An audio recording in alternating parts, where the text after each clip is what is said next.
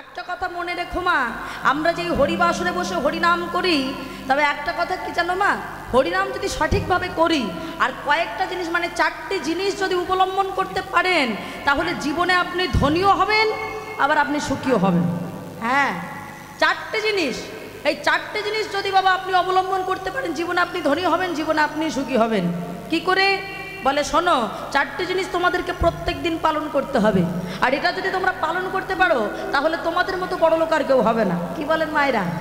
আজকাল কে না চায় বড়লোক হতে? কি বলেন? ওর দুতলা আছে, আমার কেন একতলা থাকবে? আমারও দুতলা থাকা দরকার, এটা আমরা সবাই ভাবি।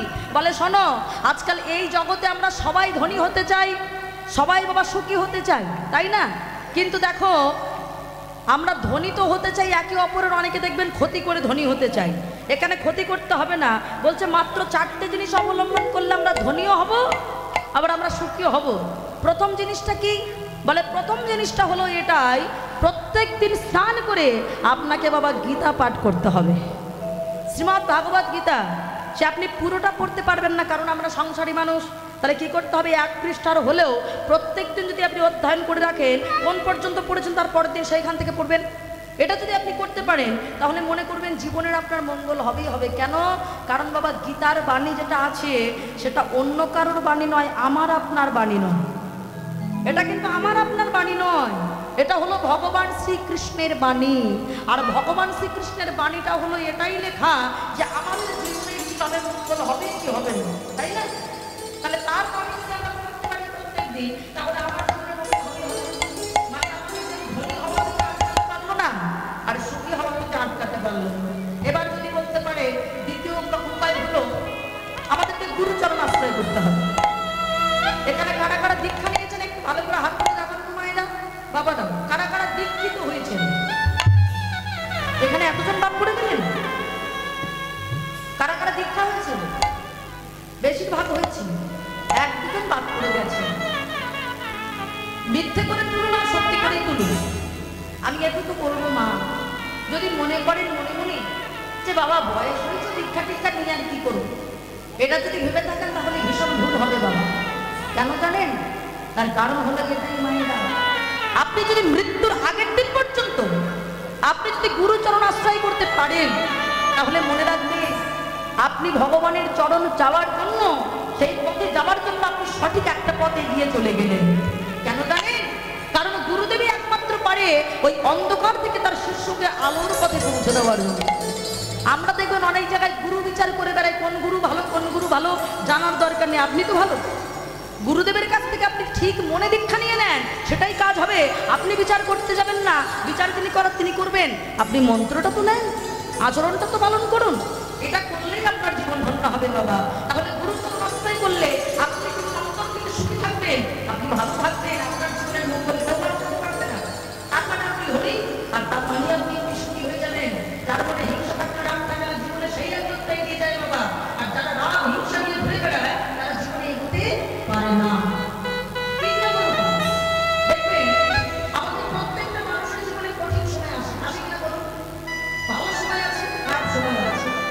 তবে বাবা সেই সময় দেখবেন আমরা অনেকে চঞ্চল হয়ে যাই, বিপদে পড়ে অনেকে নিজে আত্মঘাতী হয়ে যায়, নিজে কি করবে ঠিক পায় না, নানা রকম সংসারে অশান্তি শুরু করে দেয়। একদমই না। ভগবান বললেন শোনো, এখন অন্ধকার, এখন অন্ধকার, কিন্তু কালকে তো অন্ধকার থাকবে, সকাল তো হবে। তাহলে মানুষের জীবনটা অবশ্যই মানুষের জীবন। আর এই দুঃখের সময় নিজেকে বড় শক্ত রাখতে হবে, আর তারপরে ভরসা করতে হবে জানেন, কোনো মানুষের কাছে নয়, কোনো মানুষকে দুঃখের কথা বলতে যাবেন না। ভরসা যদি করতেই হয় তাহলে আপনি গোবিন্দকে ভরসা করুন। কেন জানেন ও মায়েরা? ভালো করে ভেবে দেখবেন, সমগ্র বিশ্ব ব্রহ্মাণ্ড যদি ভগবান চালনা করতে পারে, তাহলে আমরা তো হলাম সাধারণ একটা জীব। কি বলেন? যিনি একটা বিশ্ব ব্রহ্মাণ্ড চালনা করতে পারে, তিনি আমার মতো এই পৃথিবীর সমগ্র একটা ক্ষুদ্র জীবকে চালনা করতে পারবে না? কি বলেন? তাহলে সমগ্র বিশ্বের যখন তার একটা খেয়াল রাখার দায়িত্ব রয়েছে, তখন এই বিশ্বের মাটিতে আমিও হলাম তার এক ভক্ত, আমিও তারই সৃষ্টি, তিনি আমাকে ঠিক রক্ষা করবেন। কোথায় প্রাণপতি দেখা দাও, এ হয়েছিল। ভগবান তখনই কৃপা করলো আর বস্ত্রের উপর বস্ত্র ঝুঁকিয়ে দিয়েছিল, দেয়নি? পরে দ্রৌপদী প্রশ্ন করেছিল, আচ্ছা দয়াময় ও গোবিন্দ, প্রথমবার যখন ডাকলাম কি হলো, আসলে না কেন? দ্বিতীয়বার যখন ডাকলাম আসলে না, কিন্তু তৃতীয়বার তুমি এলে কেন? দ্রৌপদী, প্রথমবার যখন ডেকেছিলাম, তুমি যখন আমায় ডেকেছিলে তখন তো নিজেকে এক হাত দিয়ে বাঁচানোর চেষ্টা করছিলে, তখনও বলেছিলে দ্বারকাধিপতি, আমি তো দ্বারকার রাজকার্যে ব্যস্ত ছিলাম। দ্বিতীয়বার তুমি আবার নিজেকে বাঁচানোর চেষ্টা করলে, বললে কোথায় জগৎপতি দেখা দাও, তখন আমি জগৎ সংসারে বিরাজ করছি না। আর তৃতীয়বার যখন নিজের প্রতি আর ভরসা রাখতে পারলে না, তুমি একদম সর্বস্বটা আমায় দিয়ে বলে দিলে কোথায় প্রাণপতি দেখা দাও। আরে বাবা, আমি তো প্রত্যেকটা জীবের অন্তরে থাকি, প্রাণের মধ্যে থাকি, তাই তুমি যখনই আমাকে সর্বস্ব প্রাণপতি বলে ডেকেছো, আমি তোমায় দেখা দিলাম। আমি তাই গৌর হরি বল, হরি বল, হরি। তো এই জগতের মানুষ তেমন, যতক্ষণ না আমার উপরে ভরসা করে, যতক্ষণ নিজেকে বাঁচানোর চেষ্টা করে, ততক্ষণ আমি ওকে বাঁচাই না। আমি দেখি তুই নিজেকে কতক্ষণে চেষ্টা করে আরও বাঁচাতে পারিস, সেটা আমি দেখি। ওই জন্য কঠিন সময়ে মায়েরা ভগবানের উপরে ভরসা যদি রাখতে পারেন, আপনার মতো সুখী পৃথিবীতে কেউ হবে না। কেন জানেন? আপনাকে দুঃখ দেওয়ার মতো মানুষ তাহলে পৃথিবীতে এখনো জন্মায়। আর চতুর্থ নাম্বার উপায় হলো মায়েরা, আমরা সবাই অর্থ উপার্জন করি, করি কিনা বলুন? সবাই করি। যে যে উপায়ে যেভাবে শিক্ষা অর্জন করেছে সেইভাবে কিন্তু আমরা অর্থ উপার্জন করি, আমরা সবাই করি। কিন্তু আমাদের সঞ্চিত ধন নিয়ে আমরা কী করি? ভালো মন্দ খাই, করি, আত্মীয় স্বজন নিয়ে আনন্দ করি, এগুলো করি, কিন্তু সঞ্চিত ধন আসল কাজে আমরা লাগাই না। বলে এ জগতে কারা বড় লোক জানো? টাকা থাকলেই সে ধনী হওয়া যায় না, বড় লোক হওয়া যায় না। বড় লোক হতে গেলে প্রথমে হতে হবে তোমাকে বড় মনের মানুষ। টাকা আছে তোমার ব্যাংকে আছে, কে দেখতে যাচ্ছে? তুমি বড় লোক কিনা তোমার মনের পরিচয়, তোমার ব্যবহারের পরিচয় তোমাকে বুঝিয়ে দেবে তুমি বড় লোক। তাই তোমার সঞ্চিত অর্থ নিয়ে ও মায়েরা ভালো করে ভেবে দেখেন তো, বাড়ি যদি গ্রামে কোনো অনুষ্ঠান হয়, আপনার বাড়িতে কত কত আত্মীয় স্বজন আসে, আর সেই আত্মীয় স্বজনের পিছনে আমাদের দিনে 500-1000 টাকা করে চলে যাচ্ছে, কিন্তু হরিবাসরে চাঁদা চাইতে গেলে 5 টাকার বেশি বেরোয় না। কেন? এটা করলে হবে না। চাইতে যাবে কেন? আপনি দিনে ভালো করে ভেবে রাখেন যে সামান্য যে আত্মীয় আমার নয়, যে কোনো দিন আমাকে ভালোবাসবে না, কিছুদিনের মায়ার সংসারে এসেছি, তাহলে যে আমাকে সত্যিকারের ভালোবাসে, আমি সারা বছরে অন্তত 1000 টাকা তার জন্য দিতে পারবো না? তাই বলছে সঞ্চিত অর্থ নিয়ে যদি কোনো ব্যক্তি ভগবানের আসরে হোক, ভগবানের মন্দিরে হোক, বা কোনো দুস্থ ব্যক্তির কাছে যদি দিতে পারে, তাহলে তারাই হলো জীবনে একমাত্র সুখী। তাদের মতো সুখ আর কেউ আনতে পারবে না বাবা, তারাই হলো জীবনে ধনী। বলে এ জগতে আমরা সবাই সুখ সুখ সুখ সুখ করে বেড়াই, কিন্তু সুখ কি পাই? বলেন তো মায়েরা, বুকে হাত দিয়ে বলেন, আপনারা সবাই কোনোদিন সংসারে দুঃখ পাননি? বলেন। কারো সাহস নেই যে আমি কোনোদিন দুঃখ পাইনি, এ কথাটা বলতেই পারবেন না। আমাদেরও সাহস নেই। কখনো ছেলে দুঃখ দিলে কেঁদেছি, কখনো মেয়ে দুঃখ দিলে কেঁদেছি, স্বামী দুঃখ দিলে কেঁদেছি, আত্মীয় পরিজন দুঃখ দিলে কেঁদেছি, কিন্তু যার জন্য কাঁদা দরকার তার জন্য কাঁদা। বলে দেখো এই জগতে সবাই সুখী হতে চায়, কিন্তু হতে পারে না। কেন জানো? আমার গোবিন্দকে ভুলে গিয়ে সবাই সুখী হতে চায়। ওই যে বাবা সত্য মান্নাদের গানের ভাষা একটা কথা বলছে না, অনেকে দেখবেন কীর্তন শুনতে চায় না, আধুনিক ভালোবাসে। দেখুন আধুনিক গানের ভেষণেই বলছে, ভালোবেসে সুখী হতে বলো কে না চায়, রাধা সুখী হয়েছিল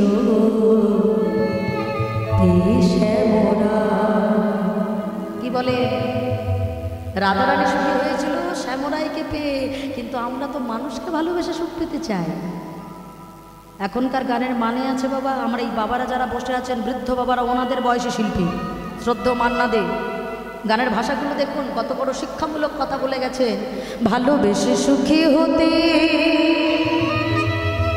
বলো কে না চায়, রাধা সুখী হয়েছিল শ্যামরা, আমিও রাধার মতো ভালোবেসে যাব, হয় কিছু পাবো নয় সবই হারাবো, আমিও রাধার মতো ভালোবেসে যাব। কিছু পাবো না, সবই হারাবো, এই যে থাকা প্রাণ সয় না। সবাই তো সুখী হতে চায়, তবু কেউ সুখী হয়, কেউ হয় না। জানে না বলে যালো কি সত্যি কিনা, জানে না বলে যালো কি সত্যি কিনা। সবার কপালে নাকি সুখ সয় না, সবাই তো সুখী হতে চায়, তবু কেউ সুখী হয়, কেউ হয় না। তবু কেউ সুখী হয়, তবু কেউ হয় না। কেন জানো? আমরা গোবিন্দকে ভুলে গেছি। তাই গোবিন্দকে ভালোবেসে যদি জীবনে মনে করো জীবনটাকে অতিবাহিত করবে, তাহলে তুমি সুখী, নচেত তুমি নও। যেমন মনে করে দেখুন বাবা, হিরণ্যকশিপু, হিরণ্যকশিপুর বাইরে সবাইকে জানাতো, বাইরে সবাইকে জানাতো আমি কৃষ্ণ ভক্ত নই, কিন্তু সে ভগবানকে ছাড়া এক পাও চলতো না বাবা। নিজের ছেলেকে পাহাড় থেকে ফেলে দিল, শূন্য থেকে ফেলে দিল, গরম তেলের ভিতরে ফেলে দিল, হাতির পায়ের তলায় দিল, অথচ কিছুই হলো না। হিরণ্যকশিপুর ক্রোধান্বিত হয়ে বলে বসলো, কয়াধর নিজের স্ত্রীকে বলেছিল, কয়াধর তোমার ছেলেকে যখন আমি কোনো উপায় করে মারতে পারছি না, তবে এই নাও, এই দুধের ভিতর আমি মিশিয়ে দিলাম কালকূট বিষ। এই কালকূট বিষ মিশিয়ে নিয়ে তুমি মা হয়ে তোমার ছেলে প্রহ্লাদকে তোমাকে দিতেই হবে। আর তা যদি না পারো, তাহলে আমি মনে করব তুমি সতী রমণী নও, তুমি দুশ্চরিত্রা রমণী। তুমি যদি আমার কথা অমান্য করো। মায়েরা, এখনকার দিনে বাবা আমরা স্বামীদের কথা না শুনলেও তখনকার যারা সহধর্মিনী, ওরা স্ত্রী নয়, স্ত্রী নয়, তারা তারা বউ নয়, তারা ছিল সহধর্মিনী। বলেছিল, স্বামী গো তুমি যখন আমাকে বলেছ আমি সেটাই করব। মা বলুন তো মায়েরা, কোনো মা হয়ে পারবে নিজের ছেলেকে নিজের হাতে বাবা মারতে? পারবেন? আপনারা তো মা হয়েছেন, বিষ তুলে দিতে পারবো মা আমরা? মা কয়াধর নিজের ছেলের হাতে বাবা বিষটা তুলে দিচ্ছে। কেন জানেন? নিজেকে ভরসা রাখতো গোবিন্দের উপর। তিনি জানতেন যে ছেলে আমার কৃষ্ণ ভক্ত, আমার ছেলেকে মারা এত সহজ নয়। তিনি ভরসা রাখতেন। ওই কালকূট বিষ মেশানো দুধটা নিয়ে গিয়ে কয়াধর নিজে মা হয়ে প্রহ্লাদের কাছে গিয়ে বলছে, বাবা, ও বাবা দুধটা খেয়ে নে না বাবা। ও মা, তুমি অন্যদিন তো এমন করে বলো না, কত হাসি মুখে আমাকে আদর করে দুধটা কোলে নিয়ে আমাকে খাইয়ে দাও। ও মা, আজকে খাওয়াতে গিয়ে তুমি এমন করছো কেন মা? ওরে ওরে প্রহ্লাদ, মায়ের যে বড় জ্বালা রে প্রহ্লাদ, তুই বুঝবি না বাবা, তুই বুঝবি না। ও প্রহ্লাদ, তবে আমি তো তোকে কোনোদিন বলি না, আমি আজকের দিনটা তোকে বলছি বাবা। ও বাবা, আজকে যখন তুই দুধটা খাবি, তুই একা খাবি না বাবা, আগে গোবিন্দকে নিবেদন করে খাবে বাবা। ও মায়েরা, আমাদের ঘরেও তো সন্তান হয়। আপনারা কোনোদিন, আমরা কোনোদিন বলেছি বাবা তুই নিজে যখন মুখে অন্নটা তুলবি তুই আগে গোবিন্দকে নিবেদন করে তুলবি? বলুন, বলি? আমরা বলি না? কত মায়ের কোল খালি হয়, কত মায়ের ছেলে অপঘাতে মারা যায়। বলুন কেন হয়? আমরা গোড়াটা খারাপ করেছি। তাই ছেলেকে হরে কৃষ্ণ বলতে শেখাই না, ছেলেকে উকিল করব, ব্যারিস্টার করব, মাস্টার করব, ছেলের গলায় তুলসী মালা পড়তে শেখাই না। কেন? তাতে আমাদের প্রেস্টিজে লাগবে, আমাদের মান সম্মানে লাগবে। কেন? যারা সাদা চামড়ার মানুষ, বিদেশিরা আসলো, তারা কিনা আমাদের ঐতিহ্য তারা খুলে দিয়ে, তারা প্যান্ট শার্ট খুলে দিয়ে তারা কিনা শাড়ি পরলো, গলায় একটা দুটো মালা নয়, কত কত করে মালা ঝুলিয়েছে, তিলক সেবা করেছে। কেন আমরা করতে পারি না? কিসের লজ্জা? আমরা আমাদের ধর্ম নিয়ে লজ্জা করতে? মুসলমানরা তারা টুপি পরে, তারা লুঙ্গি পরে, কিন্তু আমরা কেন পারবো না? আমরা কেন আমাদের সনাতন ধর্মটাকে কেন বলতে পারি না যে আমরা শ্রেষ্ঠ ধর্মের মানুষ? বলুন। আজকে প্রত্যেকটা ছেলে মেয়ে দেখুন রাস্তাঘাটে পড়ে অপঘাতে মরছে, কত অ্যাক্সিডেন্ট, কত দুর্ঘটনায় কত মায়ের কোল খালি হয়ে যাচ্ছে। কেন হবে? আমরা বৈজ্ঞানিকভাবে যদি বিচার করি, বাবা যেখানে তুলসী বৃক্ষ থাকে সেখানে নাকি বজ্রপাত হয় না। তাহলে আপনার ছেলের গলায় যদি তুলসীর মালা থাকে, হয়তো ও বজ্রপাতে হয়তো বেঁচে গেল, সেটা আপনি চান না? আপনার ছেলে একজন ভালো ভক্ত হোক। একটা কথা মনে রাখবেন, ছেলে যদি আপনার ভক্ত হয় তাহলে কোনোদিন আপনাকে হয়তো বৃদ্ধাশ্রমে যেতে হবে না। আর ছেলেকে যদি মনে করেন আপনি শুধু শিক্ষিত করবেন, তাহলে বৃদ্ধাশ্রমের দরজাটাও হয়তো তৈরি আছে বাবা। যে ছেলে গোবিন্দের চরণে প্রসাদ দিয়ে খেতে জানে, সে ছেলে এটুকুও শিক্ষা অর্জন করে যে আমার পিতা মাতাও হলো আমার ভগবান স্বরূপ, আমি তাকে কষ্ট দেব না। তাহলে কিন্তু কয়েধর সেই শিক্ষাটা দিয়ে গেছে বাবা, যে বাবা তুই দুধটা খাবি, কিন্তু শুধু খাবি না বাবা, তুই দুধটা যখন খাবি তুই গোবিন্দকে নিবেদন করবি। ও মায়েরা, গোবিন্দকে ওই কালকুট মিশানো দুধটা নিয়ে যাই না দিয়েছে, এবারে যেই না ভক্ষণ করেছে, মা কিছুই হয়নি। কেন? যে বিষটা নেওয়ার সে তো নিয়েছে। বিষটা কোনোদিনই কি বিষ নিজে ভগবান গ্রহণ করে নিয়েছে? আর এদিকে মা বাইরে কয়েধর মনে মনে ভাবছে আমার ছেলেটা মনে হয় আর নেই, আমার ছেলেটা মনে হয় আর বাঁচবে না। এই ভাবতে ভাবতে যেই বাবা হেঁটে যাচ্ছে, হঠাৎ করে ওই হিরণ্যকশিপুরীর দরজার ভিতর থেকে একটি শব্দ ভেসে আসছিল। দ্বারের ভিতর থেকে আসছে, হরে কৃষ্ণ হরে কৃষ্ণ কৃষ্ণ কৃষ্ণ হরে হরে হরে হরে হরে রাম হরে রাম রাম হরে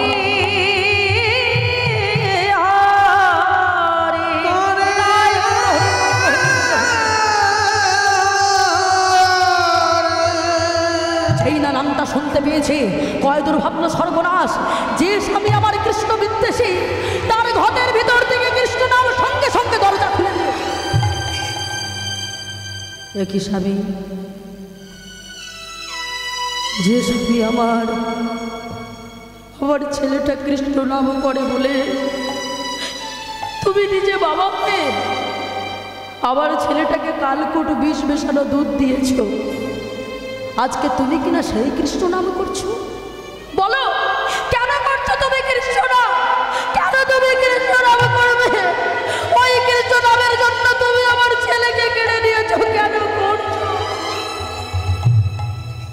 চুপ করো কয়াধুর, চুপ করো। আসল ঘটনা তো কেউ জানে না। ও কয়াধুর, আমার ছেলে মরবে না গো। আমি সারা রাজ্যে ঘোষণা করেছি কেউ যেন কৃষ্ণ নাম না করে। কেন জানো?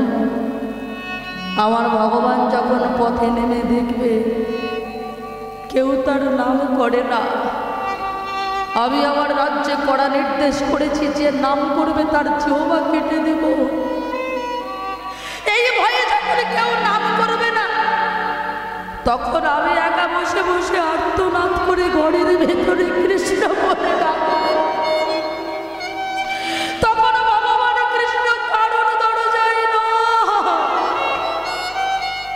তখন সে আমার কাছে আসতে বাধ্য, কারণ আমি তাকে ডেকেছি। আর একটা বাংলায় প্রবাদ আছে, কান টানলে মাথা আসে, কথাটা জানো তো? আমার ছেলে কৃষ্ণ ভক্ত, আমি ওকে যত বেশি বেশি করে আঘাত করব ভগবান সহ্য করতে পারবে না, তত ছোট করে চাকিয়ে আসে। দেখেছেন মা, এটাই হলো গোবিন্দের প্রতি ভরসা।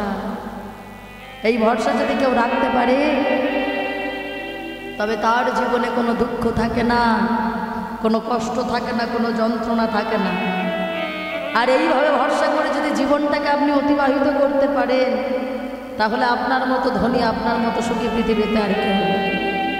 তাই জন্য আমরা এই তো হরিবাসরে আসি বাবা, সেই জন্য সবাই মিলে একত্রিতভাবে গাইব সেই ভগবানের নাম হরে মুরারি মধু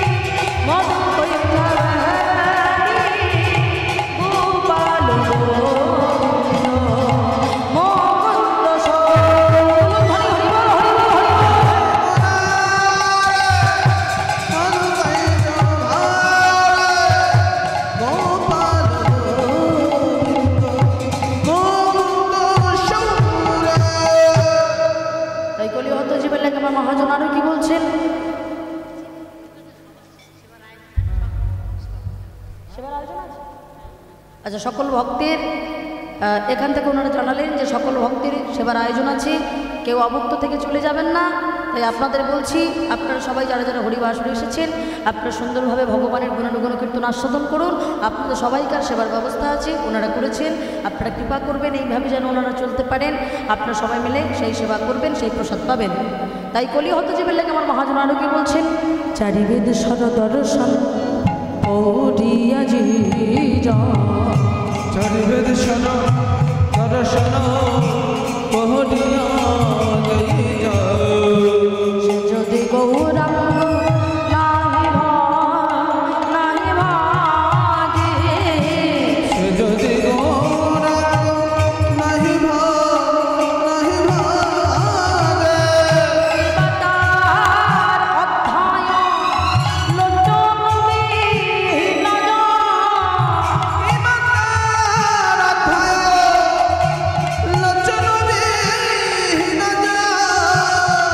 বনে অন্ধের কি বা কার বল আছে পরমনে অন্ধের কি বাঁকা বলয় আছে আছে আজ কি আছে বলো কাজে কি আছে আজ কি আছে আজ অন্ধেরাই নাই কাজে কি আছে অন্ধেরাই নাই আজ কি আছে যার সর্বাঙ্গ থাকিতে নয়ন কি আছে অন্ধেরাই নাই কাজে কি আছে সর্বাঙ্গ থাকিতে নয়ন কি আছে অন্ধেরাই নাই কাজ কি আছে বলে শোনো অন্ধের আয়নায় কিবা কাজ আছে যদি বাবা কেউ বেদ বিদ্যা অর্জন করেও বুদ্ধি নিয়ে বেদ নিয়ে গ্রন্থ নিয়ে সব পড়েছ অথচ আমি গৌর বলে কাঁদতে পারি না কৃষ্ণ বলে কাঁদতে পারি না বলে তাহলে তুমি হলে চোখ থাকতেও অন্ধ হ্যাঁ তাই বলছে শোনো শোনো বেদ বিদ্যা কুছ নাহি জানো বেদ বিদ্যা কিছু নাহি জানত যদি গৌরাঙ্গ কর সার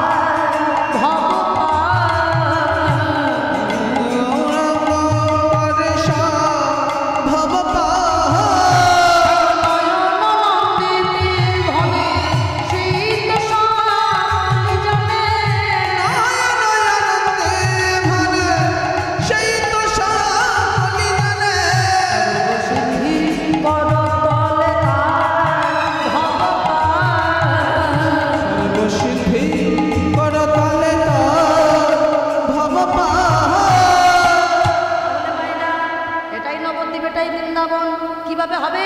আমি একা কীর্তন করে গেলেও সারা জীবন নবদ্বীপ বৃন্দাবন হবে না। যদি আপনারা ভক্তি করে না বলেন, তাই আমার সঙ্গে সবাই মিলে ভক্তি ভরে দুটি বাহু তুলে বলুন, বলুন ভজন নিতাই ভজন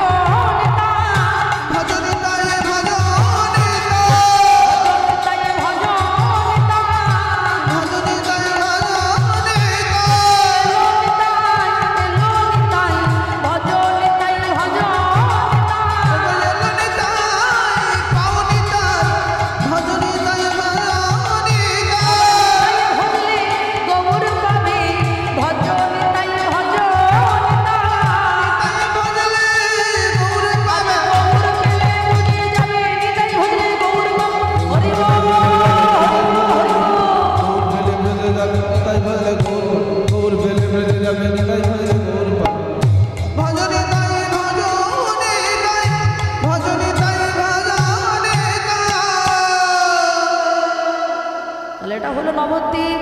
আর আমরা সবাই যাবো কোথায় মায়েরা? সবাই মিলে আমরা একত্রিতভাবে যাব মধুময় শ্রীধাম বৃন্দাবনে।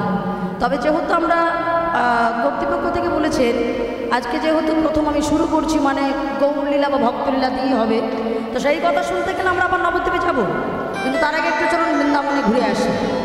তবে বৃন্দাবনে যারা যাবেন মায়ের একটু জোরে জোরে জয় ধ্বনি করুন, সবাই মিলে জয় ধ্বনি।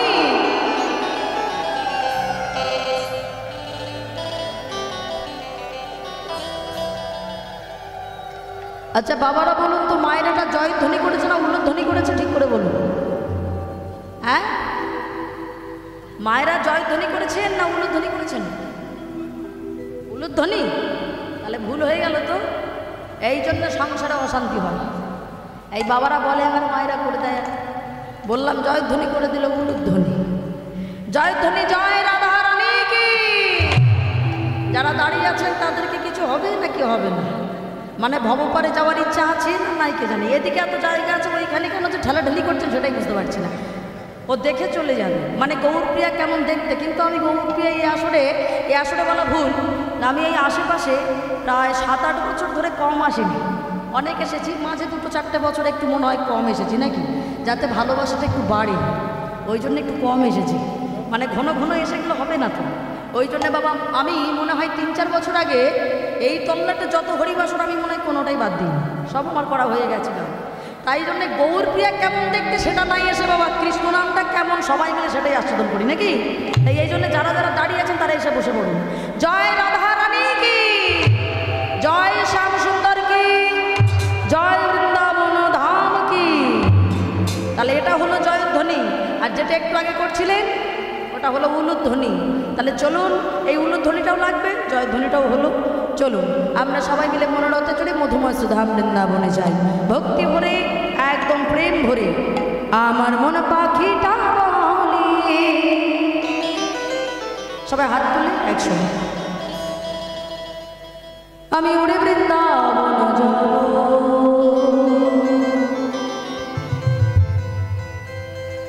আর বৃন্দাবনে গিয়া কি বলতে হয়, রাধে রাধে বলবো। সবাই মিলে হাত দুটো তুলে উলুধ্বনি করি। আমার মন পাখিটা বলে, তালে তালে আমার মন পাখিটা বলে, আমি উড়ে বৃন্দাবন যাব, বৃন্দাবনে গিয়ে রাধে রাধে বলবো।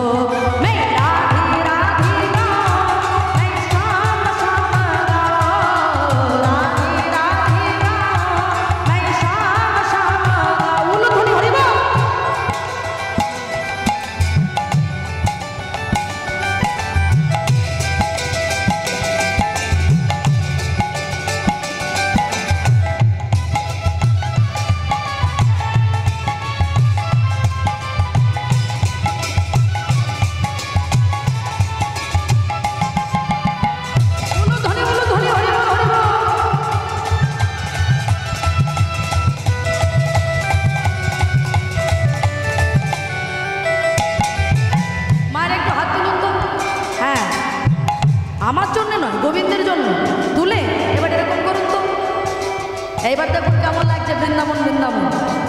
আজকালকার দিনে বেশি বাবা ঘরে বসে কোনো কাজ না করে করে সুগার থাইরয়েড হয়ে গেছে। হ্যাঁ, ওই জন্য একটু ব্যায়াম হোক বাবা।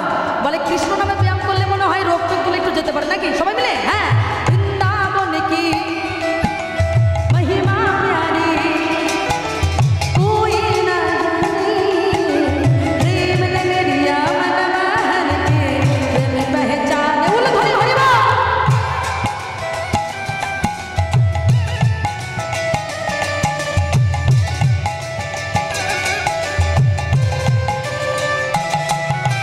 वृंदावन की महिमा प्यारी, कोई ना जाने प्रेम नगरिया मन महल के प्रेम पहचाने।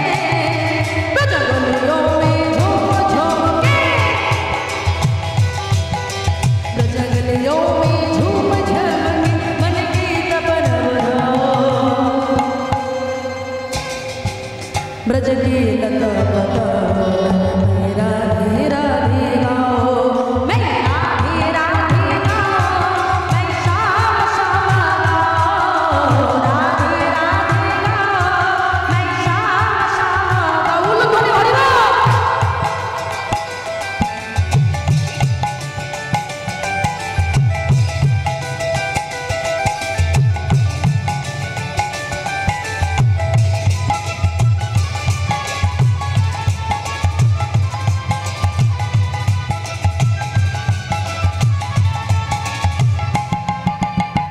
उलधनी उलधनी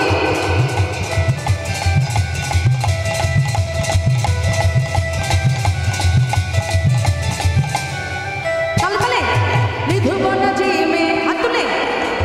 जहाँ कन्हैया रस रचती है, प्रेम भरे अपने कन्हैया मुरुग बजाती है।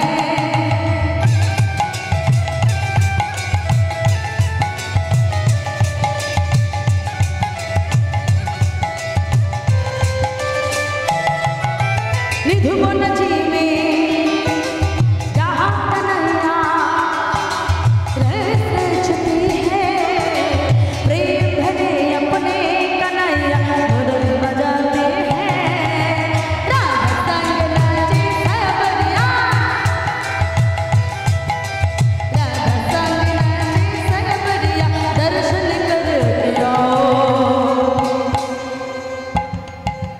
ब्रज की लता राधे राधे गाओ, मैं राधे राधे गाओ, मैं श्याम श्याम गाओ, राधे राधे गाओ।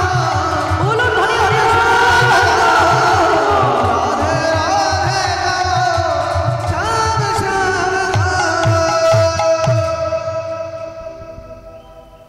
চণ্ডীচরণ মণ্ডল এবং অঞ্জলি মণ্ডল দিদির গান শুনিয়া সন্তুষ্ট হইয়া 200 টাকা পুরস্কার করিলেন।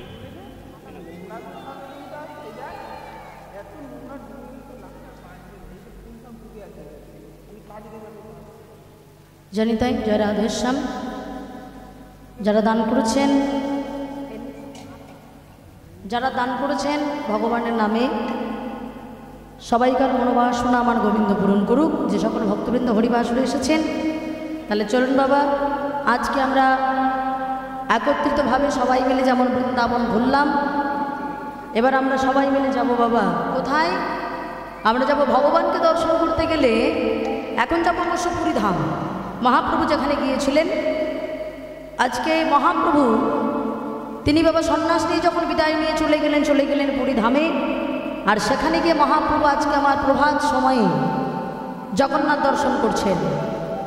আর যখন জগন্নাথ দর্শন করছেন, পিছনে আছে অগণিত ভক্তগণ। সকল ভক্তগণকে বলে বসেন, হে ভক্তগণ, আর দেরি নয়, চলো আমরা সবাই একত্রিতভাবে আমরা সবাই মিলে হরিনাম করি। তাহলে এখানে আমার ভক্তমণ্ডলী মায়েরা বাবারা যারা আছেন, চলুন সবাই মিলে আমরা মহাপ্রভুর সাথে সবাই মিলে হরিনাম করব। হে ভক্তগণ, এখন তো প্রভাত হয়েছে, এসো সবাই আমরা প্রভাত সময় ভগবানের ভজন সাধন করি। প্রভাত সময় হলো,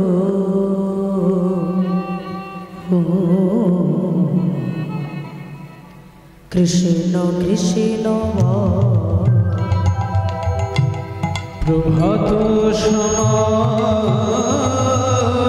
হলো,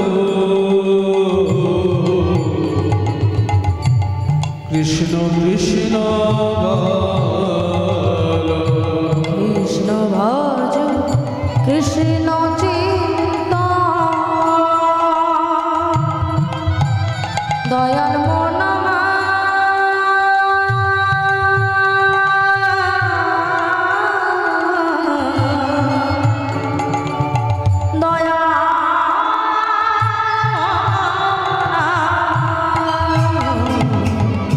কৃষ্ণ ভজ কৃষ্ণ চিন্তা,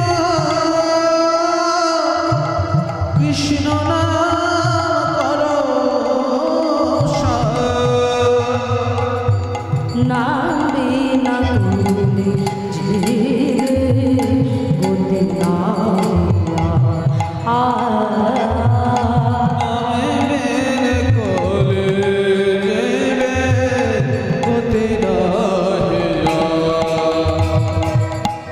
প্রভাত সময়